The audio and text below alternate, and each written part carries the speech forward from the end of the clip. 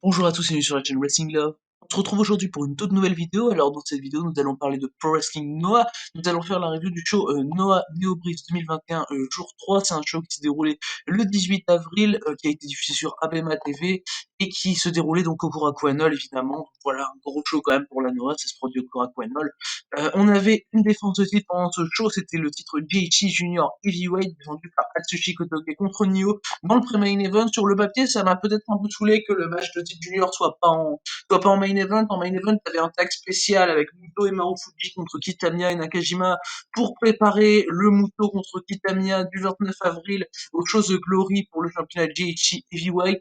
Donc voilà, c'était quand même un assez gros match également qui était présent en main event de ce show. Et donc on va commencer la review du show Noah Neo Breeze 2021 jour 3 tout de suite avec l'opener. L'opener c'était un six-man tag team match avec Full Throttle, Hajime Ohara, Seiki Yoshioka et Yohei qui affrontaient l'équipe des jeunes, Junta Miyawaki, Kinya Okada et Yasutaka Yano, pour le moins ancien Yasutaka Yano, qui a donc fait ses débuts à la Noix il y a quelques mois, je crois que c'était novembre ou décembre, les débuts de Yasutaka Yano à la Noix. Et donc en 10 minutes, on a eu une victoire de Full Total dans le match qui est typiquement le genre d'opener que je veux voir personnellement. J'ai mis la note de 3,25, j'étais limite à 3,5, vraiment c'est un opener qui est très bien construit, qui est très bien fait. On a des bons kicks de Yuchioka durant le match, vraiment il épargne pas Yasutaka Yano, hein. Le jeune Yano là, il en prend plein la gueule. Les kicks de Yuchioka étaient assez violents comme je l'ai dit, et Yasutaka Yano a joué vraiment très très bien ce rôle d'underdog. Vraiment, c'est lui qui m'a le plus tapé dans l'œil dans l'équipe des jeunes, plus que Kinya Okada, qu'habituellement j'adore, Kinya Okada. Mais vraiment, Yasutaka Yano était selon moi au-dessus, il a eu des très bons retours. C'était un très bon underdog, que ce soit contre Yohei ou contre Seiki Uchioka d'ailleurs, parce qu'il y a eu beaucoup d'échanges dans le match entre Yohei et Yasutaka Yano qui étaient également très cool. Et vraiment, c'est vraiment typiquement le genre de match qu'il me faut pour être investi dans un show. Les rookies font un très bon work, Full Throttle font un très bon work. Ça faisait longtemps qu'il n'y avait pas eu un aussi bon opener à la Noah, vraiment c'est 10 minutes qui est selon moi de très bons catch, et c'est un des matchs que je conseille du show vraiment, parce que pour se rentrer dans un show comme ça, pour moi il n'y a rien de mieux que ce type d'opener qui est souvent présent à la DDT, souvent présent à la All Japan, qui dure pas trop longtemps, mais qui est super bien construit et super efficace, et ce match-là était vraiment super efficace dans ce qu'il voulait faire. Alors évidemment, on a une victoire de Full Throttle, parce qu'il faut pas déconner non plus, mais mon MVP personnel du match, c'était Yasutaka Yano, qui a vraiment fait une très très bonne performance, voilà. Et d'ailleurs, je pense même que c'est sa meilleure performance depuis ses débuts à la Noah, Yasutaka Yano, très honnêtement. Et du coup, voilà, pour cet opener remporté par Full Throttle en 10 minutes 30, on va maintenant passer au deuxième match du show. Le deuxième match du show, c'était là aussi un match où il fallait mettre en avant un jeune, c'était cette fois-ci un single match avec Daisuke Harada, donc le plus expérimenté, qui affrontait le rookie anciennement de la Wrestle One, Kai Fujimura. Et vraiment, Harada contre Fujimura, je pense que c'est mon match préféré de l'undercard, vraiment. C'était un excellent match. Alors c'est dur que 6 minutes, on a une victoire de Daisuke Harada, jusque-là logique, mais vraiment, c'est un match où Fujimura se fait super bien mettre en avant par Harada. Harada le fait super bien briller, vraiment j'ai adoré ça. Alors ça commence déjà le match par Fujimura qui dive au-dessus de la troisième corde pendant qu'Harada fait son entrée, donc il attaque directement Harada, il montre beaucoup de fighting spirit, et moi c'est quelque chose que j'aime beaucoup, les stories un peu fighting spirit avec les Young Lions, et j'arrive toujours à être investi dans ce type de match, même si ça dure 6 minutes, j'arrive quand même à mettre 3,5, vraiment j'ai adoré le début du match, donc avec Fujimura qui attaque directement Harada. Vraiment, j'étais vraiment très très facilement dans le match. C'est vraiment pas trop long, mais ça montre des très bonnes choses par les deux hommes en fait. Et Harada met super bien over Kai Fujimura. Harada remporte le match évidemment parce qu'il faut pas déconner, mais vraiment il le met over, et Fujimura selon moi ressort plus over du match que Daisuke Harada. J'ai trouvé vraiment ce match très très bon dans ce qu'il voulait faire. Pour du 6 minutes, on pouvait pas faire mieux en fait pour du 6 minutes, et moi j'ai mis 3,5 parce que vraiment contrat rempli. Daisuke Harada prend sa victoire, logique en undercard, et un match solo pour lui, c'est bien. Et Fujimura est over, et vraiment, moi j'aime beaucoup Kai Fujimura honnêtement, et s'ils le mettent tout le temps dans ce type de match, ça peut être vraiment très bien. Et l'undercard Noah est très très très très bonne, vraiment, on va pas se cacher, par rapport à ce que Noah a pu produire ces derniers mois, vraiment là c'est un autre monde ce début de show.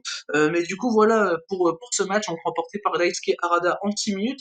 On va maintenant passer au troisième match du show. Le troisième match du show, c'était un tag team match, donc pour continuer l'undercard, avec Kaito Kiyomiya et Yoshiki Inamura qui affrontaient Funky Express, Mohamed Yone et Shuei Taniguchi. Et donc on a eu le droit à un bon match undercard, là encore, évidemment, pour moi, plus faible que les deux précédents. Alors déjà, c'est Kiyomiya et Inamura qui remportent le match, donc par soumission, c'est Kaito Kiyomiya qui maintenant gagne ses matchs par soumission depuis son retour, enfin son retour entre guillemets, parce qu'il a été absent 2 semaines de sa commotion cérébrale, maintenant il gagne par soumission. Bah, voilà, je suis pas fan honnêtement de la nouvelle soumission de Kiyomiya, voilà, le match dure 12 minutes, il est un peu sloppy par moment, il y a quelques moments où ça va bien, voilà, moi j'ai mis 3,25, honnêtement c'est vraiment le match basique d'Undercard, parce que en plus la Funky Express qui me fait bien rire honnêtement, leur gimmick disco, tout ça, moi vraiment ça me fume de rire Funky Express, surtout quand c'est Shuai Taniguchi, c'est Shuai Taniguchi d'ailleurs qui prend la soumission, ça me paraît plutôt logique que ce soit pas Yone qui prenne les pins dans Funky Express, je préfère honnêtement que ce soit Taniguchi qu'Yone qui les prenne, et Inamura également dans le match est toujours bon dans ce qu'il fait, il apparaît pas beaucoup honnêtement, c'est la lumière est plus mise sur Kaito Kiyomiya dans le match, c'est plus le but de le reconstruire assez fort. Et pour moi, c'est bien fait, et c'est du 12 minutes qui sont passables, corrects. C'est pas un match que je vais conseiller, mais je mets 3,25 et c'est bien pour de l'undercard. Il faut ce genre de match pour moi dans une undercard. Et du coup, voilà pour ce match par équipe, donc remporté par Kaito Kiyomiya et Yoshiki Inamura. On va maintenant pouvoir passer au quatrième match du show. Le quatrième match du show, c'était un six-man tag team match, donc avec les juniors et toute la storyline de Junior Tag, avec Ayata Yoshinari Ogawa et Yuya Suzumu contre Ikuto Itaka, Kotaro Suzuki et Nozawa Rongai. Ça a duré 13 minutes. Avant de parler du match en lui-même, je vais juste rappeler que le 29 avril, lors du show Noah The Glory, Ayata et Yoshinari Ogawa défendront les championnats GHC Junior et Seaway Tag contre Ikuto Hidaka et Nozawa Rongai. Et donc par rapport au match en lui-même que l'on a eu lors de ce show à Noah Neobris 2021 jour 3, alors c'était un match qui est pas mal démarré. Honnêtement, il a pas mal démarré. Euh, c'est les 5 premières minutes, on va dire, sont cool. Derrière, ça part un peu en couille avec les trucs de Nozawa Rongai et tout. De toute façon, les storylines junior à la Noah, je les trouve pas bonnes, je les trouve pas bien exécutées, honnêtement. Voilà, c'est très compliqué. Et puis, en fait, si tu veux, t'as Nozawa Rongai d'un seul coup avec Hidaka et Kotaro Tsuki qui décident de se casser. Du coup, t'as Stinger qui vont les rechercher, enfin, surtout Ayata et Ogawa, parce que Suzumu reste au tablier du ring. Il va pas les rechercher avec Ogawa et Ayata. Et ils vont rechercher les babyface, ils les ramènent dans le ring, enfin les babyface entre guillemets, parce que bon, on va en parler tout de suite d'ailleurs, mais voilà, il les ramène dans le ring, et du coup tu recommences, c'est vraiment cette feinte de Devil Count Out, moi j'ai pas du tout aimé. En plus c'était un moment où je voulais que le match se termine, parce que je trouvais qu'il se passait rien d'intéressant honnêtement, et le problème c'est que je voulais pas que ça se termine comme ça, du coup je disais oh putain ils me font chier, mais non, heureusement ça s'est pas terminé comme ça, ils sont revenus dans le ring, mais la fin est pas mieux, donc je vous rassure, la fin est vraiment nulle, vraiment naze la fin, vraiment. Et d'ailleurs j'ai mis 2,5 à ce match, hein, vraiment, et c'est la fin qui joue en particulier sur ça.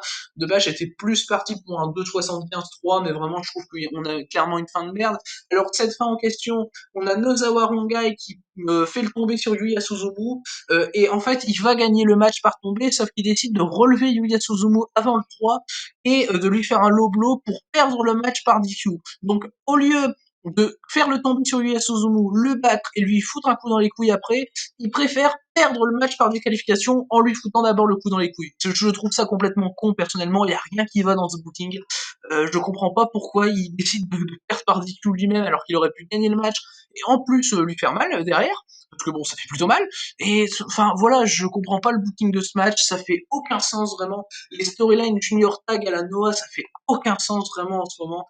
Et vraiment, il y a plein de séquences qui sont mauvaises dans le match, surtout vers la fin. En fait, plus on s'approche de la fin, moins bien c'est vraiment ce match, moins il y a de choses qui vont pour moi, et j'ai vraiment pas hâte d'être au match de Junior Tag à The Glory le 29 avril, parce que clairement, j'ai peur que ce soit booké comme de la merde, parce que vraiment, la storyline pour l'instant est très très mal bookée et chiante, et vraiment, j'aime pas du tout. Et donc voilà, j'ai mis 2,5 à ce match, et c'est clairement, selon moi, le moins bon match du show, hein. Ça fait aucun doute selon moi.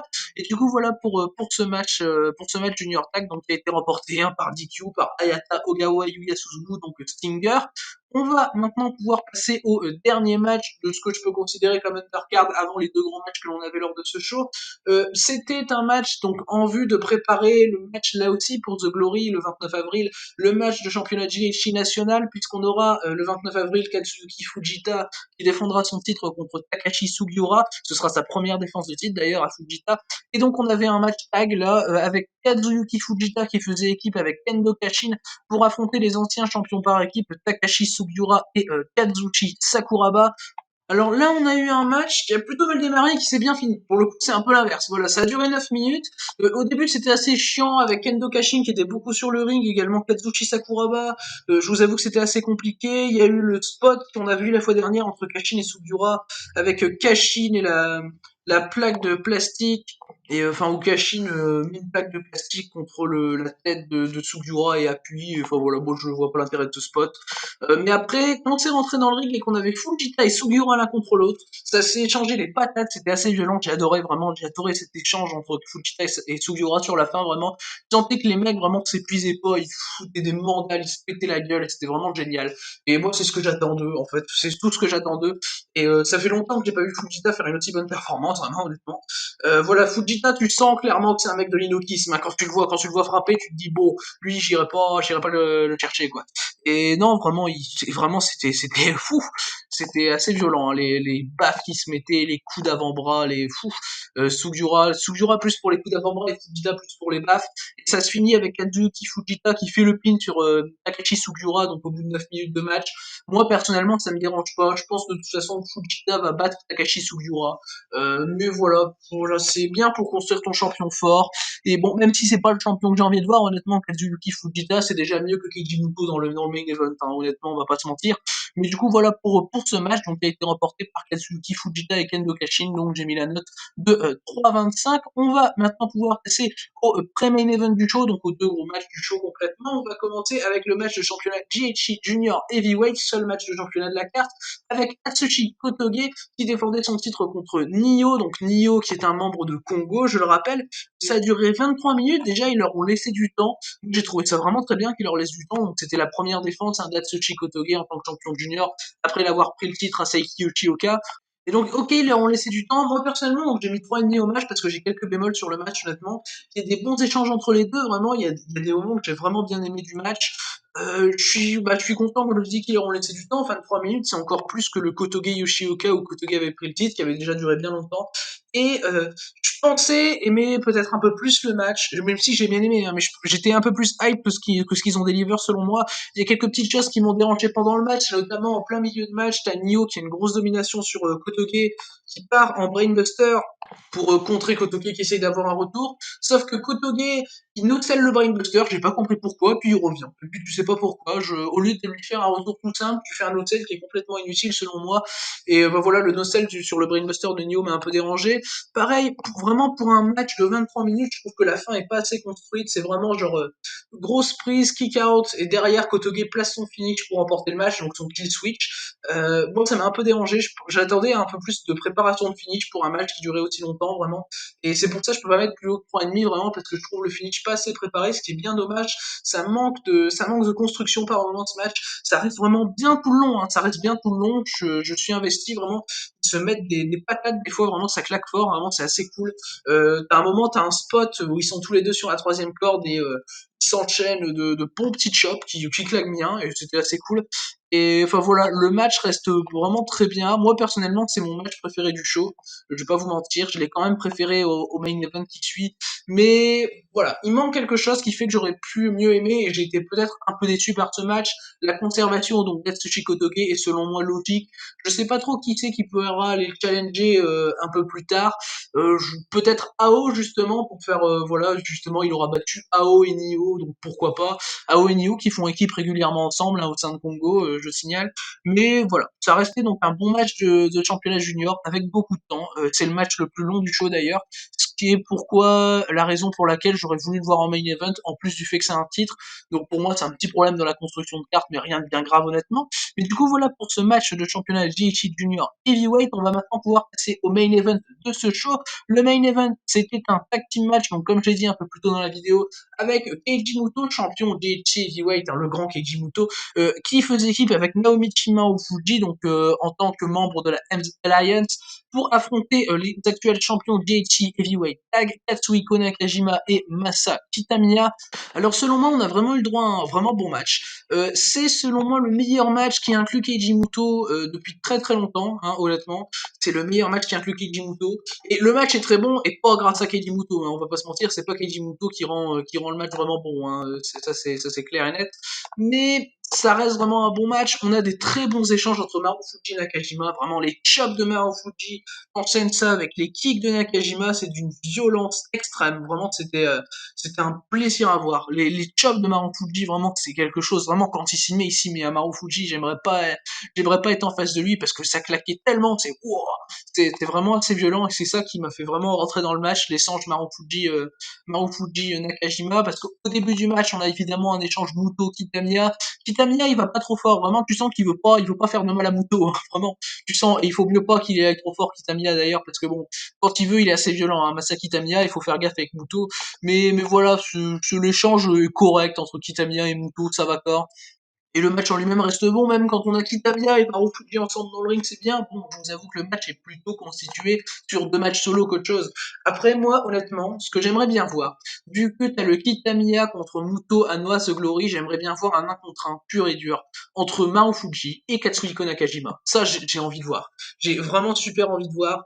Et vraiment, Kitamiya a été très strong. J'ai adoré son attitude à la fin du match. En fait, il gagne un peu comme quand il avait gagné les titres tag, mais sauf qu'il met pas le gros coup de boule, enfin voilà, mais enfin voilà, il gagne par arrêt de l'arbitre, donc sur Kejimuto en portant sa soumission. Moi j'ai trouvé le finish assez cool honnêtement, il y a du rappel, Kitamiya maintenant il gagne avec ça toujours, et c'est plutôt cool parce que je trouve la prise assez strong, et bon j'aime bien personnellement, donc voilà, bon j'ai mis 3,5 à ce match, c'est selon moi le deuxième meilleur match du show. Ça dure pas trop longtemps pour un main event noir, hein, ça a duré que 19 minutes, j'étais un peu surpris, mais honnêtement, ils ont fait ce qu'il fallait faire. Et pour moi, le MVP du match, c'est Naomichi Marufuji, clairement une excellente performance, vraiment. Marufuji fait pas son âge, hein, quand il est dans le ring, vraiment, tu sens pas qu'il a 41 ans. Et encore, avoir 41 ans, c'est être l'un des plus jeunes du roster, hein, honnêtement, je vais pas vous mentir à la noix, bon voilà. Parce que je rappelle que un peu plus tôt dans la carte, t'as un match où t'as un 2 contre 2 où l'âge minimum c'est 50 ans, hein, voilà. Mais du coup, on a eu le droit à un très bon main event, personnellement, que je peux recommander un peu, vraiment, parce que Muto n'a pas été si horrible qu'il est d'habitude. Bon, il a pas été très bon non plus, hein, honnêtement, voilà. Mais il a pas été si horrible qu'il peut l'être d'habitude. Mais du coup, c'est ce qui conclut ce show Noah The Glory 2021. Alors personnellement, Noah The Glory, non, c'est le show du 29. Noah The Glory. Là, c'était Noah Neo Breeze 2021 jour 3, pardon. Mais du coup, c'est ce qui conclut ce show. Alors le show dans l'ensemble, je l'ai vraiment bien aimé. Ça faisait vraiment longtemps que j'avais pas autant aimé un show Noah.